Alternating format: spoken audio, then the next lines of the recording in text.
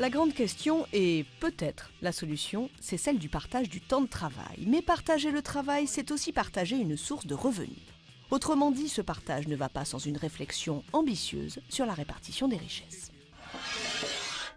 La question du partage du temps de travail est, à mon sens aujourd'hui, au cœur de la problématique plus générale de la redistribution des ressources et des richesses.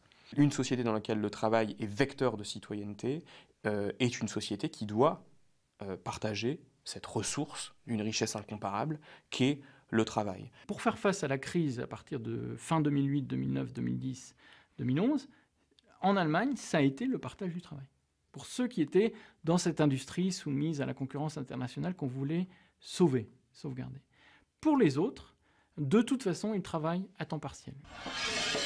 Une des caractéristiques des mini-jobs, de beaucoup de ces emplois créés au cours des années 2000 en Allemagne, c'est des emplois à temps partiel. Ceux qui lèvent les yeux au ciel en disant « c'est des vieilles lunes des années 70, le partage du temps de travail », leur rappeler que c'est la solution allemande ici et maintenant. La question est plutôt de savoir dans quelles conditions sociales on fait le partage du temps de travail. Est-ce qu'on le fait de façon aussi dualisée que les Allemands, ou est-ce qu'on le fait de façon explicitement redistributrice? Nous sommes aujourd'hui les plus productifs au monde, ce qui ne nous empêche pas d'avoir plus de 3 millions de chômeurs. Et donc la recherche de la productivité du travail pour la productivité du travail comme un objectif en soi, c'est quelque chose qui finalement aujourd'hui nous mène dans le mur. La productivité d'un homme, d'une usine, d'un pays peut être faible ou forte. Dans le cas de faible productivité, l'homme gaspille son effort et son temps pour n'obtenir qu'un résultat minime. Au contraire, lorsque la productivité est élevée, le moindre effort donnera un meilleur résultat. Quand la productivité est forte, la production monte. On embauche, les salaires augmentent, la durée de travail diminue, ce qui augmente d'autant les loisirs. Lorsque la productivité est grande et que les bénéfices qui en découlent sont équitablement partagés, c'est le pays entier qui s'enrichit. En somme, productivité, cela veut dire meilleure vie pour tous. Tout le problème réside dans cette répartition entre salaire, profit et temps de travail. Elle ne va manifestement pas de soi. Elle est plutôt le résultat des luttes sociales menées depuis plus d'un siècle pour la réduction du temps de travail et donc son partage. En 1970, dans les pays de l'OCDE, on travaille en moyenne près de 2000 heures par an. Ce volume horaire va décroître de manière continue et rapide dans les 40 années qui suivent. En 2010, on travaille ainsi 200 heures de moins qu'en 1970, soit près de 6 semaines en moins. Je crois qu'on a focalisé beaucoup de notre attention, à la fois du côté syndical, du côté des économistes, peut-être aussi des économistes alternatifs, sur l'idée de comment on fait pour défendre nos emplois d'avant, nos acquis d'avant, nos secteurs d'avant, plutôt que se demander comment on peut partir à de nouvelles conquêtes économiques, mais aussi de nouvelles conquêtes sociales. Quand vous avez 3,5 millions de personnes qui ne travaillent pas du tout, c'est un partage du travail. Ça s'appelle le chômage. Et donc la question n'est pas de savoir s'il faut partager le travail ou s'il ne faut pas partager le travail.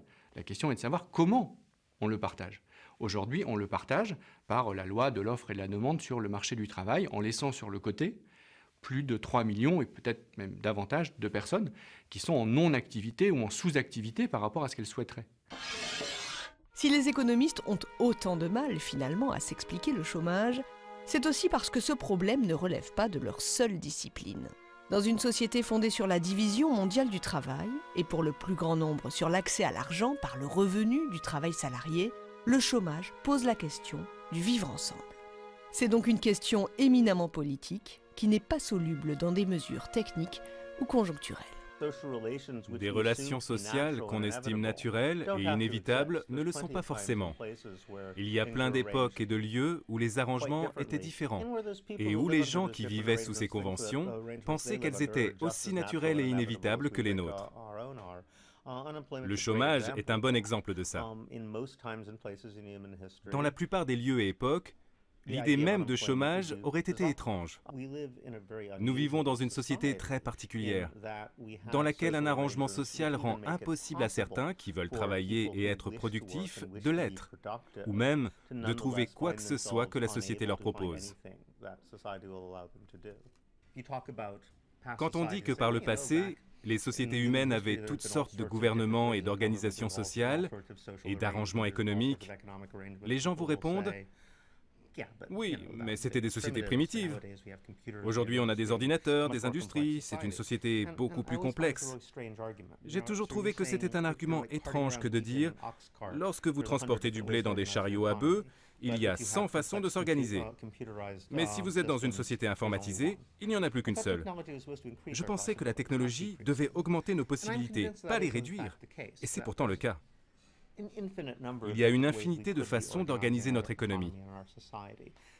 Mais la guerre contre l'imagination qui est menée depuis 30 ans ne nous permet même pas d'imaginer ce que cela pourrait être. Je crois aux expérimentations sociales et je voudrais créer des institutions démocratiques pour que les gens décident par eux-mêmes de leur propre système. Est-ce que l'on préfère, au fond, travailler ou est-ce que l'on préfère disposer de temps pour soi?